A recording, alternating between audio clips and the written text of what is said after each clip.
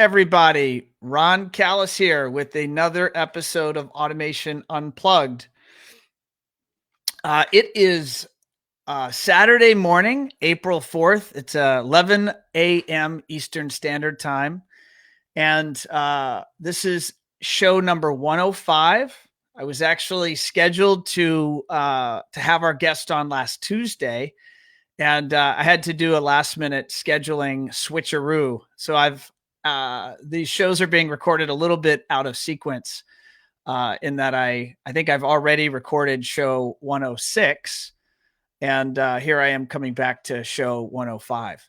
But my guest was very gracious and willing to reschedule with us. And I think we have some very relevant and pertinent information to share with all of you. So I am going to just quickly look over here at the socials to make sure that our stream is coming in live. And it does appear that we are coming in. If you are out there watching or listening, please drop into the comments and let us know where you're coming to us from. And whether it is live or after the fact, feel free to drop a note or a question for our guest. And he's already expressed a willingness and interest in helping others around these topics. And as always, Automation Unplugged is brought to you by my day job over at One Firefly. So on that note, I hope you have your morning brew, your morning cup of coffee, or maybe your smoothie. And let's go ahead and jump into things. Today, I'm bringing you Navot Shoresh, as in Navot Shoresh. That's how he taught me to say it. Of Spire Integrated Systems out of Michigan, and we're gonna jump into things. So let me go ahead and bring in Navot. Let's see here. There we go. Navot, how are you, sir? I'm doing great. How did I do with the pronunciation? You did great. Awesome. You did great. That trick works. That is a great trick. I like that. That's very good. Now, for those that, by the way, thank you for coming to us here on a Saturday morning to record. And my pleasure. My pleasure. So I always like to start out my interviews with just you introducing yourself and maybe going into the Wayback Machine. And you are running a leading integration firm out of Michigan. But if you could take us, back to your origins and then bring us to the present, that would be great. Okay. So I grew up in Israel. I was born in Israel. I spent my, my early years, I guess, until the age of 24. So I grew up in a kibbutz in Israel outside of Haifa, for those who knows what that is. And I served in the military for almost 4 years. I was in the military actually during the first Iraq War. So my team was supposed to leave early, but we got held back to, support if in the case of this getting expanded. After the military, I worked a little bit for my dad in a factory, learned, a little bit about how to, deal with a day-to-day job. But, I've always been an entrepreneur. I started my first company right after the military. I took a contract for the Israeli cable company, was just being established. I worked with that contract with a friend of mine from the military for about a year, made great money, and really liked the idea of running my own show. I then took off like a lot of Israelis do after military and went on a long trip around the world. And went to Australia, I went to, the Far East, I went to Europe. And then at the same time, I had a girlfriend that was from Michigan. And then when we came back, we, after a couple of years in Israel, we decided to move. So I moved here in 94, right in the fall. I moved to Michigan. It was really a big shock for me because all of my connections, all of my, opportunities, all the things that I knew kind of basically went away. And I kind of had to start, for those of you who have been an immigrant, you know how it is. It's like you start from scratch. I took a job after a couple of, part-time jobs. I took a job with a company that was building cable infrastructure and point-to-point data before Wi-Fi. I was using microwave antennas. I worked on some very high buildings in Detroit in the middle of the winter, and it was a pretty brutal reality really quickly. While I was doing this, I went to electrical engineering at the University of Michigan in Dearborn. I was doing most of my classes at night after work. It took me a little bit longer than usual. But then, in the middle of school, I actually started a small company that was doing installation. The company I worked for worked on Joe Louis Arena. And that's a funny story how I got actually into the residential, because that's never been in my course of, wants, needs, or, desires. We were working on Joe Louis Arena, and we were fixing the TV system throughout the building. And I ran into a couple of the executives who said, "Hey, can you come and fix my system at home?" That led to me meeting a couple of the players, and they asked me the same thing: "Can you come and fix my system at home?" I have a really funny story. I went to this one guy who was a Russian.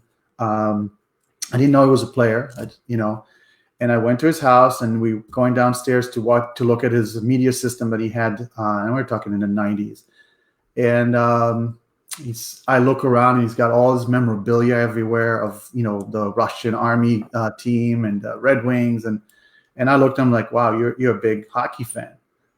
And he just started laughing, and he's like, "You have no idea who I am." I said, "No, I'm sorry. I don't know that much about hockey." And it was Konstantinov. Wow. And and he said, "Have you ever watched a game of hockey?" I said, "Nope, no clue what that is." And he gave me a pair of tickets, and I went to the game, and that's how I got into residential. And you realized he was the star. I didn't stop. I realized that quickly, but that's how I got into the residential world, and kind of evolved from there. Was doing a lot of installation for other people, mostly fixing things, and then just started slowly building a company that Spire is today.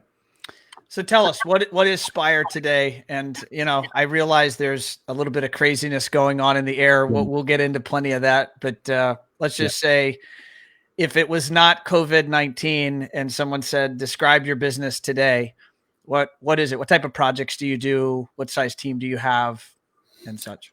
So I know in our industry, we usually, term how big the company is, so I would say that we focus on kind of two columns. We focus on extremely, what I would say, what in our industry called high end, a lot of really large lighting, audio, video, shades, kind of a whole home systems. But we also have a very good, niche, I would say, in the world of less complicated, less complex systems, not as much distributed, but more really great, lighting system with a great two rooms of really great music.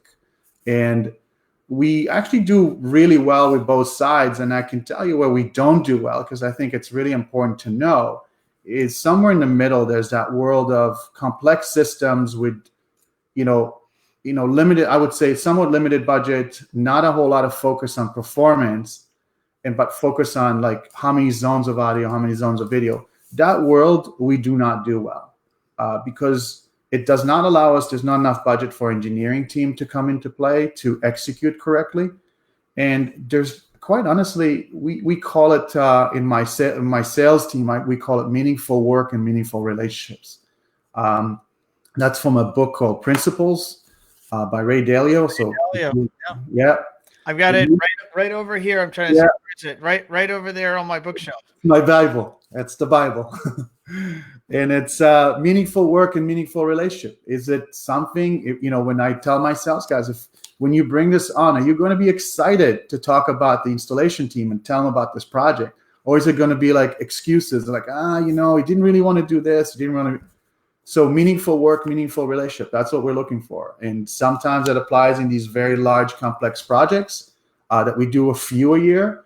And then it very much apply in high performance audio, video. We do a lot of stuff with music. And I'm surprised how far our industry went away from it. Music is emotional, and music is impactful.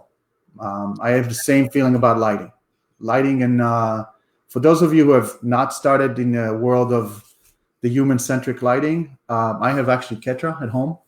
My whole house we converted to Ketra, and I'm totally in love with that product. It's completely makes the place feels completely different throughout the day.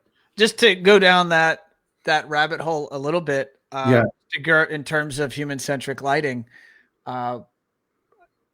I agree. I think it's once you experience it, you could argue, how could I ever live any other way? Mm-hmm. I'm just curious, how's the design community and or your customers responding to that topic, to that subject? So you have to show it. There's no, again, there's a big discussion in the industry about, showroom, no showroom. When it comes to lighting, anything that affects emotions, you could talk about it all you want, but if you show it, it really is impactful. So we have it set up in our office. We've actually were one of the first showrooms in the country with full Ketra. And we showed it, and designers who I couldn't get to come to my office for 10 minutes would come in and stay for 2 hours and learn about it. Because for the first time, like when they look at music and television, to them, it's almost like a distraction. For the first time, we have a product that brings tremendous amount of value to what they're doing, because now we're bringing and showing them their architecture in different lighting and the effect it does on the space. And I think that is an incredible story to tell, and it leads to many, many things that you wouldn't have otherwise thought about. We've won jobs just because we proposed Ketra and we were brought in to do the rest of the stuff. Versus like what we traditionally do is audio, video, control. Now we actually have something that affects human behavior, affects, how you feel in the house. And if, again, that's really what we're trying to accomplish, is add value. So you'll lead with human-centric lighting, and that will bring everything else with it. I always listen to the customer, what's important to them. We always show it to them. We always have a discussion about it.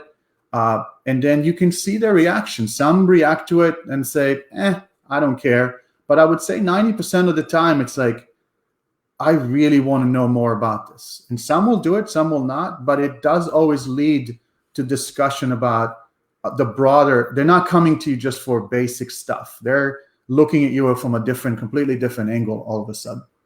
Yeah. No, that's very, very interesting. Question for you.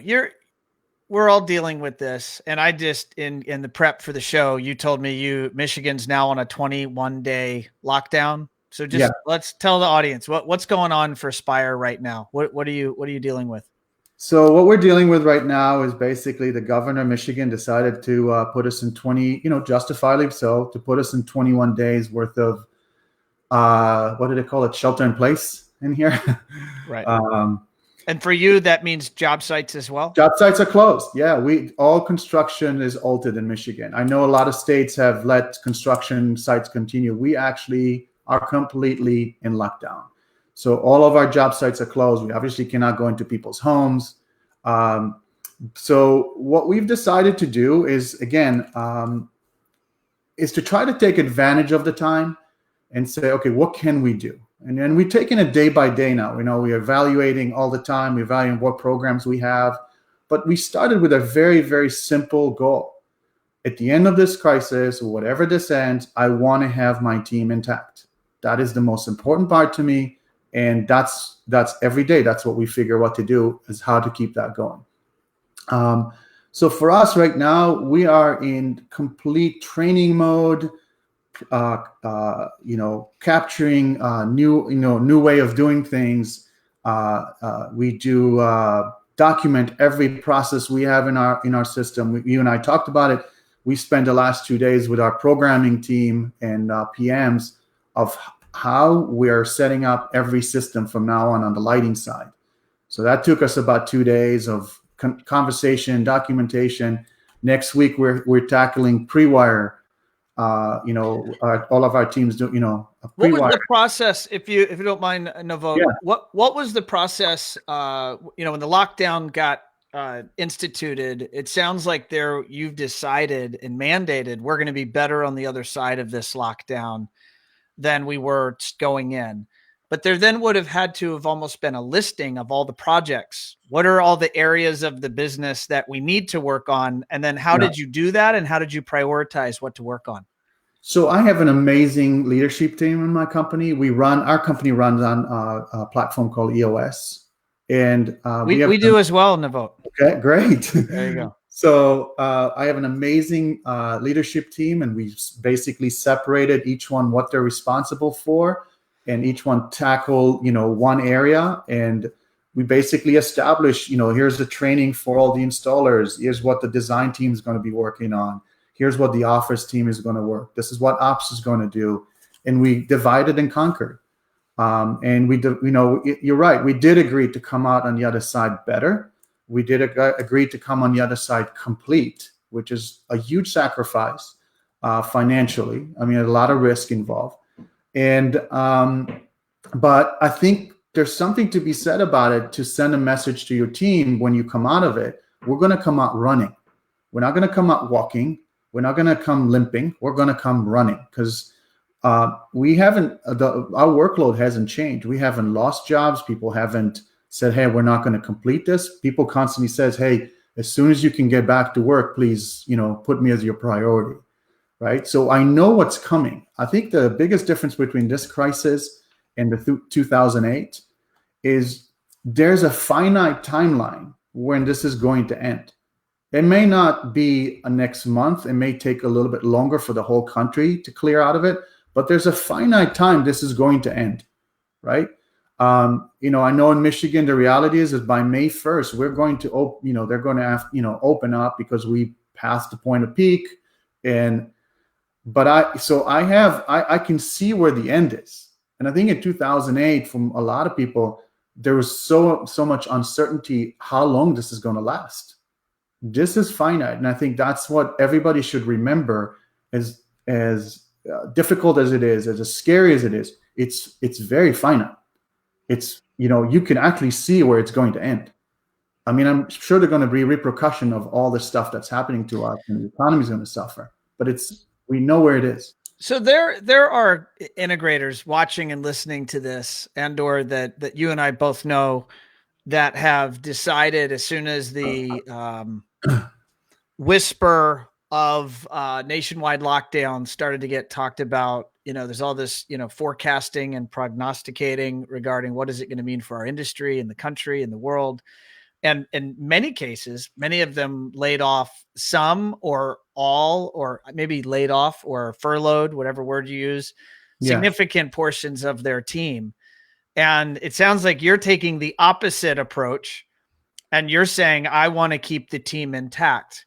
Can you just talk about how you came to that decision and which one is right?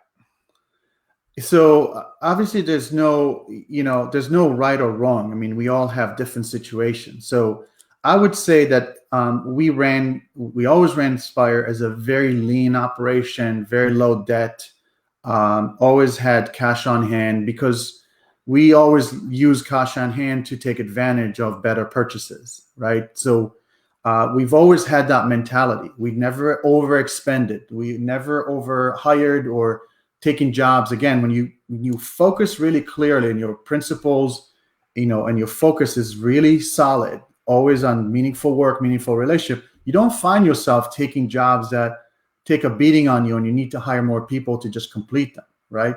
So I think a lot of it is preparation. So, but I would say to those who are like what we've done, it's because I believe as a leader, when you start a company and you hire people in, it's just like your kids. You can't just say, hey guys, it's really tough right now, so one of you needs to go somewhere else, live with your grandma. It's a responsibility that you take on as an employer. And I understand. I mean, again, you and I had a conversation about value proposition or value leadership. Yeah. What are your values? If it's all about preserving myself, then I understand. But for me, it was never just about money. It was about creating something greater, something that is solid. And I think it will, if you did keep your employees as much as you could. Again, I'm talking now, if this thing lasts for another 2 months, we might have a completely different conversation, and if these loans don't come through and, We may have a different conversation, but the first priority I have, and every day I work on it, is to keep my team intact. And it's okay to go back to your team and says, hey guys, here's where we're at. What should we do together? Is it taking a pay cut, additional time, PTOs? Let's get into the PTO thing, because I know that I also run a PTO program at One Firefly, so I don't have sick leave versus vacation time. It's just one category, PTO. Yeah. Just keeps everyone honest. I don't need any reasons or excuses. You're not working. Just take your day off. It's your business. It's your business. Yeah. So you have a PTO program, paid time off. And you have elected, because you can't send, many of your people, they cannot go to job sites right now. Literally, there's not a job site. No job sites. And so do you mind sharing what you did regarding your PTO program? Yeah. So, in PTO, essentially you're, accumulating as you work through the year, you're accumulating more and more PTOs. We give, I think 14 days PTO, and then you get more as, the longer you're in the company. So what we've done is we basically fronted all the PTOs to all of our employees for the entire year, so they can use them right now and still get paid. Again, our goal was to keep our employees employed, not just because, for the fun of it, but just that they have money and they're not getting into a point where they're in tough spot, right? So we basically allocated all their 14 days of PTOs to work from, and then Jason and my partner and I decided for the next 2 weeks, until these new loans are going to take into effect, we're going to basically front the next payroll period. We committed to it. We committed to it from up front, and that's what we're going to do. And then we're dealing, again, at war, you learn very quickly. It's one day at a time. One day turns into a week, a week into two, and then the crisis is over. And that's, again, all that you have in mind. That's what we've done. I want to so much I want to talk to you about. So I want to pick my topics, because I know your time is limited, and our audience, their time is limited. Yeah. You just mentioned the loan. So obviously there's the CARES Act, the PPP program, the payroll protection program. Yes. I'm assuming you applied yesterday. I did. And what is your understanding of how that's going to work out? When do you think people watching are going to get some sort of notice from their bank as to whether they do or do not qualify? And, what do you think will be the payout ultimately? So we submitted ours yesterday. We got confirmation it was processed today. When do we get to see the money? I don't know. I'm hoping in 2 to 3 weeks. It's hard to tell. But that's, again, I think there's all these different programs right now. There is the the Family First Act that you could use. You can only use one program, right? Mm-hmm. I know in our area, there's the state has offered some support, some low interest loans and things of that nature. So there's different programs. It's like you're really going to need, again, one of our team member, Jason, my partner, all his focus was in the last 2 weeks is to dig into all these documentation, all these different elements, and find us whatever programs we can find, again, so we could withstand this, last it, and come out the other side with everybody, on board. Got it. Yeah, I know our experience is we deal with a smaller regional bank here in South Florida. They're in multiple states, so they're not too small. Yeah. But we weren't able to even submit the application until 6:00 last night. Yeah. And even then, it told us that we would have a second email where we could submit all of our paperwork, and we haven't even received that link yet. So we're sitting here in limbo. Do you think that there's some type of prioritization happening at the banks as to who they're helping? I'm not saying that that's federally mandated, because it wasn't federally mandated, but yet all these banks who have been bailed out for many, many years, and they're being bailed out again. Yeah. Do you think they're picking and choosing who to serve? So I'm doing it from I'm going to say what I'm going to say from just from my opinion, not as a That's why I have you on the show. I want your opinion. I'm not. So nothing else. I believe again. So when we applied, one of my clients who helped me with as part of the banking system, and he said, "Okay, let's just we'll help you as soon as we can on this one." And I asked, he says, "Look, our priorities right now is to support as many people as possible on who our clients have loans with us, right? They want to keep those companies." Alive so they can pay their loans. They have a vested interest in helping keep those companies alive. Right. So I think that there's a little bit of priorities. I mean, I'm sure banks have different levels of clients like we all do. And they put some effort into making sure that the guys with the, most amount of risk, are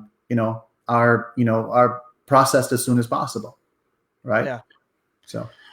No, I think that's an interesting, I think it's a very logical assumption as to how they're going about it. And by the way, we do have some folks saying hello. So Taylor's Whipple from Fort Lauderdale. Taylor's actually on Team One Firefly. So he's watching Navot. And thanks, Taylor, for listening and watching. And if you are out there watching, definitely say hello. Let us know if you have any questions for Navot, and certainly happy to try to read those off if time permits. Now, Navot, you have I've been following you on LinkedIn. I've been following kind of your feed, and you have this strong mandate around leadership and specifically value-based leadership. You referenced Ray Dalio's book. What's his book title again? Principles. Real simple. Real simple. And and you and I in the past and as recent as before we went live, you really talked about this concept of it's not don't tell me, show me. Yes. And the way you're caring for your people, even right now in this crisis, that's a demonstration. It's not words, but it's actions. Yeah. Walk me through, because you also made a joke. You said, Ron, plumbers have it figured out. Yeah. In terms of labor versus product focus. And what do you think? You have an observation that our industry globally has a mixed set of, or maybe a mixed up set of priorities. And I agree with you. And so do you mind expounding on that? Yeah. So, there's a lot of companies, when you go on their website, they will tell you about all these great things about all these principles they have, or all these values and missions and stuff like that. And they write it and they market it. I'm sure you see it as a marketing person all the time, right? We say big words, but it's really how you act that defines what your priorities are. And I'm going to tell you a quick story, I think, to explain that on a marketing side. So, I hope it's a good story. Yeah, it is. It's a great story because it does really show the concept of priorities. Yeah. So I don't do marketing in my company, and my marketing team has been posting a lot of posts again and again about really elaborate shade, lighting, and audio. So and constantly, we really they've been pushing it, And I had a conversation with a client, and he says, "Yeah, I didn't think that you guys do any automation." And I said, "Why do you think that?" He said, "Because your feeds don't show any of it." Right. So the message we sent out is our priorities were basically sent by what we posted. Right. So what you post is what people believe is your priorities. So it's your actions that define your priorities, not what you wrote down, not what your website can say all these beautiful things. But if you deliver, poor jobs, or if you deliver on, not so well maintained type of, projects, that's who you are. And it's the same thing our industry, I think, is lacking. And it's not across the entire, there's obviously really good players and in between. And to me, priorities is, so if you say, our people are the best and we have an amazing engineering team and our installers are the best, but then you discount labor, then your priorities say that you don't think that so you think about what your guys are looking at. Every time you have a job and a customer pushes back, and the first thing you do is you give away labor, or you hand over a full document worth of engineering and you say it's free. What did you think the people, those engineers, that you basically gave away their labor for free, think. And I think you and I talked about this, and how it leads our industry also to the concept of recurrent revenue, or the model of 24/7 support, right? In the past, what we said is, here's my guy's number, just call him anytime. What does that mean? In a world of value proposition, you just said there is no value to this. His time has no value. And yet, what percentage of our industry does not place a definition or a set of rules of engagement around service or ongoing support? Yeah. As you said, it's just, hey, here's my technician's cell phone. Call him if there's ever a problem. Or call me anytime, right? Listen, I've done it. I'm not saying I'm immune to this behavior. We've done it over the years. And I realized that we were hurting ourselves as a company by doing this, because we were basically abusing our guys' time. Our guys and girls, we're abusing their time, on a weekend, and they come back on a Monday and they're beat up. They never had any time to rest. So, I mean, we talked about this whole concept of what we did at Spire I'm going to share your screen. Go ahead and talk about it, and I'm going to put it up on the screen for our audience. So we looked at, we worked with, initially with One Vision, and we learned so much from them about the concept of service, guaranteed service versus kind of like what most of our industry does, which is best effort. Best effort means I'll pick up the phone and call, a technician, and I'm hoping he's going to answer the phone. And if he's not answering the phone, I'm going to call the owner. If he doesn't answer the phone, I'm going to get really upset. And versus guaranteed service, where you call a number dedicated for the support and you always get somebody, which is really what we're trying to repair. And I learned that from, I'll give Joey a lot of credit. I learned that we basically repair the connection between individuals and technology, the relationship between them. This is what it does. So at Spire, over the last couple of years, we've been moving into a platform we call SPS Ready. SPS stands for Spire Premium Support. It's all posted on our website. You can learn everything you want on it. We share it because we believe that, I hope as many people in the industry will take that approach. But SPS Ready, what started as just as an ability to monitor jobs and help people remotely, turned into a completely reorganization of the company around service. So everything has to be built in such a way that a system can be supported for the long run. So it had to be designed that way. It had to be picked product that can support it to be, long lasting. And you had to have your service team approve the way it's built. So it caused us to change the design, product selection, rack building standards. Everything got changed around it. So I think this is where our priorities are shifting. We're so focused. I hear so many people talk about, we sell Control4, we sell Crestron, we are a big Crestron house. And I'm like, you also, by doing so, you're saying your priorities are not you and your team. The priorities is the product you sell. And you and I know products change. Companies go in and out of favor. And really, we're losing from a branding perspective. I'm sure you would appreciate it. We're no longer the brand. The brand is what we sell. Yeah. When we start engaging with technology professionals and I start evaluating their website or their marketing materials, it is so often, and I would challenge, because they didn't know better, it is so often that they are a representative or a reseller of brand X, Y, or Z, and they're diminishing their owned brand position. Correct. Where great. So you're a Control4 dealer like the other 300 companies in your city. Correct. Like, how does that make you better? Why would you shout that from the mountaintops? Right. And I'm not picking on Control4 for example. I'm just any brand. That's the scenario. Yeah. But yet, as you've done very well with Spire, the brand is Spire.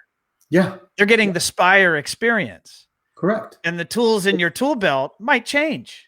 Yeah. Right. Yeah. And as I said in the beginning, I mean, even the jobs that we do, some of them have full-on Lutron Savant, and some of them have Sonos and just a Sonos Meridian or something like that. But at the end of the day, they're all the same. They're all built the same. They all have the same standard. And guess what? Every single job comes with 1 year built into it of SPS. It's not an option. You have to pay for it for 1 year. And do you, and it might be on your website, Navot, but do you, within your plan, and here I'll put it back on the screen, do you offer and tell me where to go if it is the case, do you offer that do you have a zero price package where you're at least setting the rules of engagement as to what they could expect for technical support or ongoing support?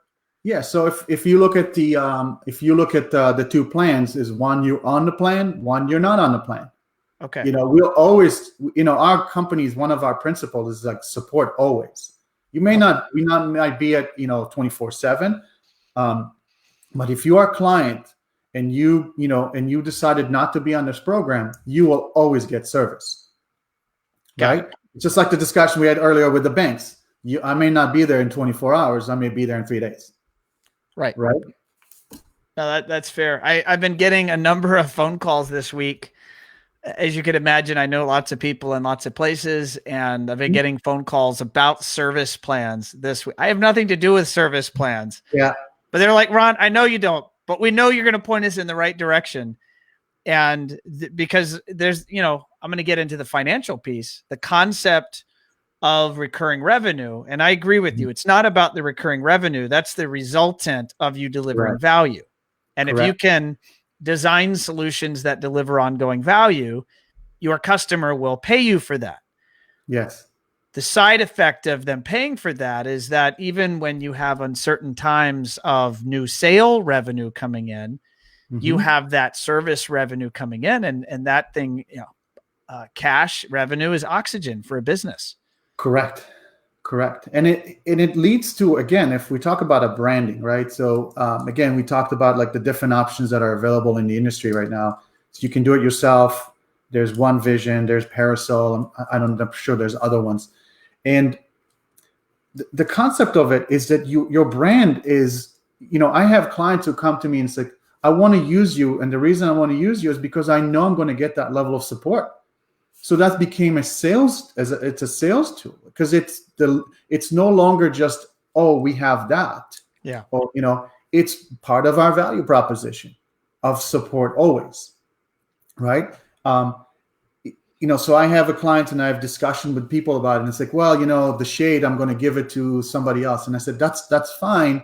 Just be very mindful that element of the job is no longer part of the support part. So if you're calling about a shade issue, we tell you, sorry, this is not part of our scope.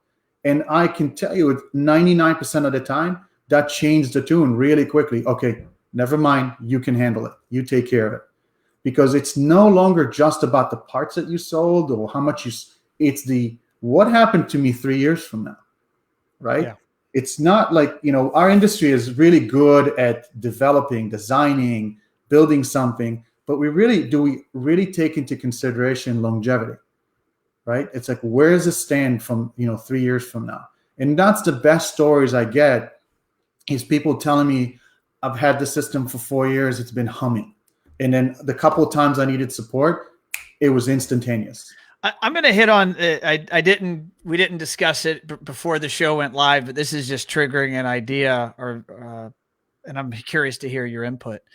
So you and your peers, there are what, we could consider well-run integration firms throughout the country, throughout the world.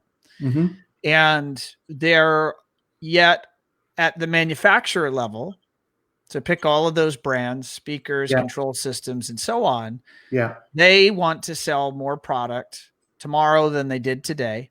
Mm-hmm. So often they will then go and they'll put on either rep firms or salespeople. And what do those salespeople go do? They go and maybe with lack of coaching or mentorship from their leadership, they go put on new dealers. They put on new companies to sell that product. And the result is, in every market, you have a spectrum of well-run businesses down to very poorly run businesses. Correct. And the weight towards well-run businesses is probably very small. But let's say the top 25% of or the 25% of the businesses are maybe well-run, profitable, scalable. They'll weather this storm outside right now. They'll weather it. It'll hurt, but they'll weather the storm. Yeah. So yeah, the less, the more poorly run businesses, maybe the ones that don't have service departments, or the ones that are hesitant to ever call a customer with a service plan because they know they may not finish the last 5% of the job. And so they're busy going on to the next job. Right. What's the right answer? Because the vendors want to sell more gear, and there could be a belief system that will then go and support and love on your best dealers and help them grow. But admittedly, maybe they all don't want to grow because you're a privately held business. You can decide where you want to be, and that's going to be maybe all that you do. Yeah.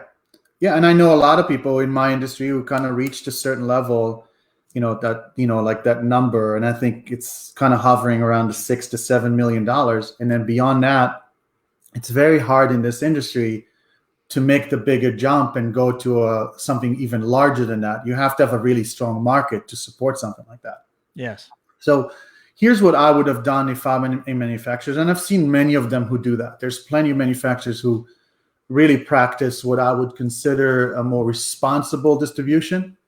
And what they do is, they support the top end lead, dealers, and they don't have to be about dollars. I always said there's some amazing 3-man companies who do phenomenal work, right?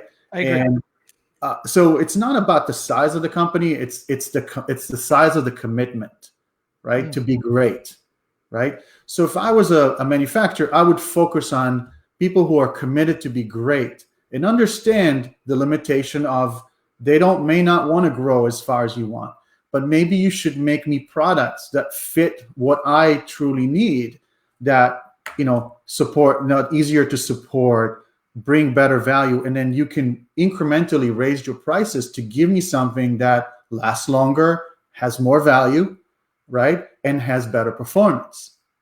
So you don't have to sell as much. You don't have to sell as many, hundreds and thousands of little widgets if you sell something of value.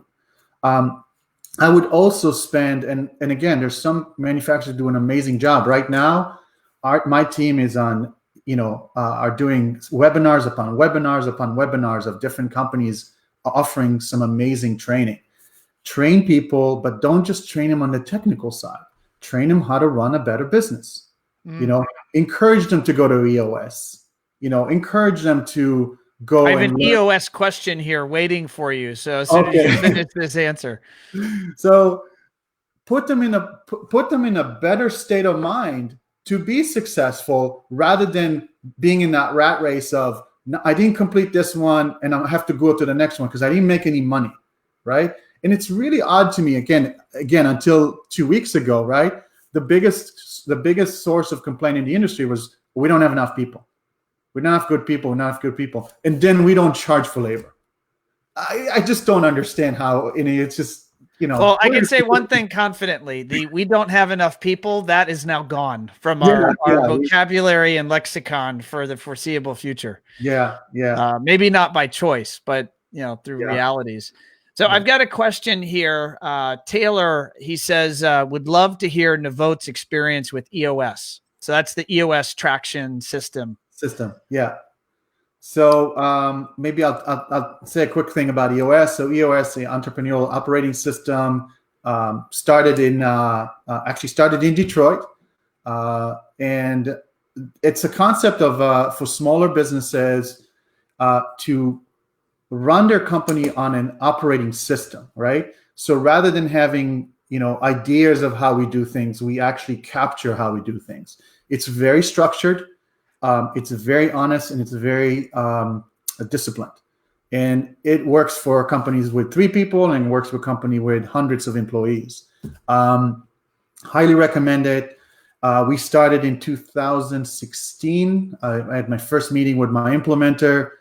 He set me around a table with my leadership team, and he asked me a really, really tough question that really changed the course of the company. He says, so of all the people you have in your company, if you had to hire him again, who would you not hire? And I said, well, maybe this person and that person and that person. And he looks at them like, well, why are they here? That's a shocking question. That was a shocking question that led me to a complete overhaul of the entire company. We were extremely profitable. We were doing great financially, but I was a miserable human being. I'll be very honest. And what EOS did is basically led me to kind of really understand how I want to run things, what's important to me, like, again, meaningful work, meaningful relationship. What are the common core of the business? What do we do? What do we not do? And then it kind of leads you into, when you have a decision to make, like, am I going to fire all my employees right now or not? No, that's not what we do, because that's not who we are, right? That's what having core, like, value proposition that EOS brings to the table. My experience with EOS is amazing. I would highly recommend it to anyone. So I feel I don't believe in fate. Okay. But I'll just tell you something that's very fortunate for my business. So I had been hearing of success story. I did not know you were on EOS, but I've been hearing of EOS success stories across our industry for the last 4 or 5 years. And, almost this repetitive drumbeat of businesses really getting into proper shape by implementing it. Mm-hmm. And I went ahead and made the leap for my business last summer. Yeah. And so I spent the fall, I hired an implementer. I actually had him on the show, 5-6 shows ago. So it's on our webpage. Everyone go to One Firefly, go to the automation page, and you can watch that interview with my implementer. And we implemented over the course of the fall, and Q1 2020 was our first full quarter operating within EOS. Yeah. And I look at what, the war that we are now going through called COVID-19. Mm-hmm. And I just feel so fortunate that I have a new set of tools and processes and methodologies to follow as a business practitioner. And it scares me to think of what I'd be going through right now if I did not have those tools. Yeah. If I did not have that leadership team around me and having the frank, open discussions that we now have, that I thought I was growing and profitable for the last 5 years. But there were dysfunctions. Yeah. Yeah. And anyone out there, I would recommend take both of our advice, go pick up the book called Traction and do it. And as hard as it's going to be, because Navot just mentioned one hard question. There's about 500 hard questions. And when you go through those and peel the layers back, it's game changing. Yeah. You asked me a question earlier about our industry too. I mean, what manufacturers should do. And I'd like to also, if I was a small company right now and I just started, or, and I wonder what to do, there's so many good opportunities of talking to other people. We joined HDSA. There's all these other buying, like Azion and all these other buying groups. They provide, HDSA for us, for example, provided so many different valuable, abilities to communicate right now with other dealers, and says, what are you doing? What can I do to help you? And I think sharing information and not thinking that you're on your own is really, can help you in these types of situations, because we're all experiencing the same problems. But let's, at least if we share and you learn one thing, like we talked about earlier about PTOs, and you learn how to just leverage 2 more weeks, there could be the difference between you coming out of this really strong and coming out of this really weak. And I think that's the key is, and I love what you're doing with this, show is, let's share ideas. Let's figure out what can be done, what worked for me, what didn't work for me. And if one person can take something out of it, that'd be great. Yeah, I think it's scary to think you're out there on an island by yourself. But, what we all need to know is we're not out there on our own. There's a whole community within the CEDIA organization, within the buying groups, within our industry, and perhaps within your church, within your local community, within your synagogue, within your community. There's people that are going through the same struggles as you. Yeah. And it really helps to talk about it. Just talk about, like, what are you doing? How do you feel? What are you thinking about? And then getting ideas from others, because they might have an idea, like you and I were talking about PTO. I think it's a brilliant idea, and I might be doing something that's valuable to you. Yeah, exactly. And so find that community now more than ever. And I can tell you, so many watching this and listening to this, so many of you operate as if you're on an island. You've been up till now so busy being busy, that you have on your own not been willing to slow down and pause and take an evaluation of where you're at and where you're going. And now everyone's forced to do that. Yeah. And there's a community out there ready to help. Yeah. As I said, when we started, if somebody has questions for me after this and they want to reach out to me, I would be more than happy to share with you whatever I can. I'll share with you whatever process we've gone through. How do we get to the whole concept of SPS? I'll share with you the whole documentation for SPS. Because I truly believe if this industry rise up, we have so much potential. Especially after what just happened with people being sequestered at home. I think people think about this. They've been at home looking at their old televisions, their old sound systems, their bad Wi-Fi, and there is a pent-up demand of none that we've ever seen before. And they're sitting there watching, looking at this and like, I'm going to do this. As soon as this is over. And our industry is probably the best one suited because we adjust quickly. We're relatively small. We cover a very large geographical area. And we could provide that personal attention that a lot of the bigger companies cannot, right? Because we're focused, but you have to be aware of the opportunity and just take advantage of it. No, I couldn't agree more. I'm going to give another shout out here. Then I'm going to leave you with one last question to vote. Okay. All right. So I'm going to give a shout out to Tomas. He's coming to us from Panama. Good morning, Tomas. Thank you for watching. And he also says, totally agree with Navot's comment. Same happens here in Franklin, Panama. And so thank you for doing that. And then he gave us another shout out. He said exactly. So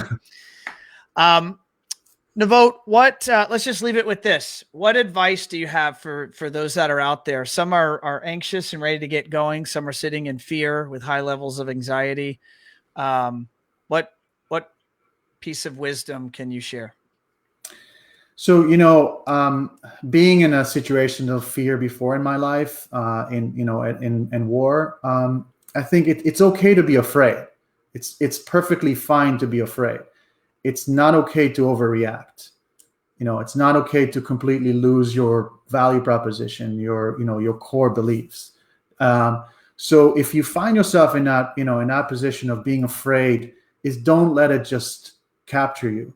Just let it, go talk to someone, go reach out, go ask for advice. There's so many people out there trying to help. My wife is in the healthcare business right now, and compared to what they're going through right now, I talk about fear of life, not fear of losing some money or, even as painful as losing a business is, the loss of life. Think about all these nurses, doctors, even the people working in a grocery store.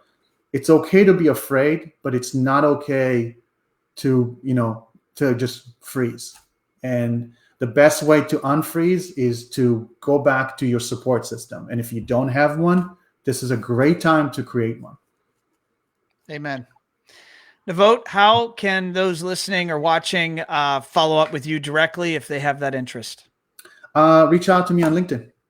That way the beautiful part about LinkedIn is that when you reach out to me, I can learn more about you before we talk, so I can understand a little bit about who you are, what your company, what your business is. Reach out to me. If you want to learn about what we've done, I am more than open to share anything that is, there's not a whole lot of things that I consider proprietary, because the only thing proprietary to Spire is our belief system. And that's hard to duplicate. I can give it to you. But you got to go implement it. We're going to implement it. But anything if you heard something here that we've done, if you want to learn more about EOS, to learn about what we've done with EOS or about SPS, call me. I'd be more than happy to send you documentations, process, everything you want. Because I truly believe we have an amazing opportunity to come out of it really, really strong as an industry. And it's really important that it would be a really solid industry that believes in good quality work, that people respect, not fear of. Agreed. Well, Navot, it's been a pleasure to have you on the show, sir. And I'm going to close out here, but hang out for me afterwards. You and I will reconnect as I go offline here. So just bear with me. But thank you again, Navot, for coming on episode 105 of Automation Unplugged. Thank you. All right, folks. So there you have it. If you are watching and listening, don't forget to go to your favorite podcast program and subscribe to Automation Unplugged. Again, we're going to continue to ramp up our production of bringing guests in to talk about their business, talk about life, talk about this pandemic and how we all manage it and survive and thrive through this. The world is certainly different, but you can take that to your advantage and you can grow and prosper from it. At least that's my belief system. And that's what I wake up every day believing and acting on. So there is Automation Unplugged. And it has been my pleasure. This was an awesome show. I loved having Navot on. There's so many awesome ideas there. I hope you guys take that and act on some of that. And if you did enjoy this, then certainly share this out there with your friends and peers. And that way we can help more people. So on that note, everyone, be well. Enjoy the rest of your weekend. And I will see you guys on the next episode of Automation Unplugged. Thank you so much.